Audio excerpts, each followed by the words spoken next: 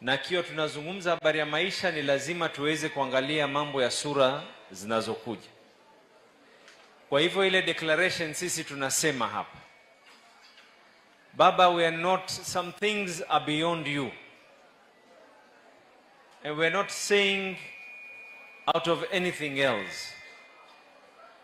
Lakini sisi tunasema Mungu akikupatia uhai na uzima, sisi hatujui story nyingine, you will be on the ballot. This is something ile ambayo tumekubaliana kama viongozi na tumekaa chini, na our declaration is for the purposes of the future generations. This country needs the leadership of the presidency of Raila Amolo Odinga. Kwa hivyo mambo mengine, unajua yale tumeyafanya sisi kama serikali ya county,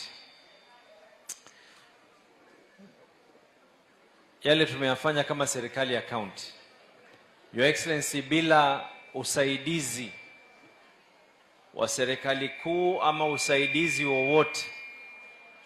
Tulianza na feeding program ya watoto 8,000.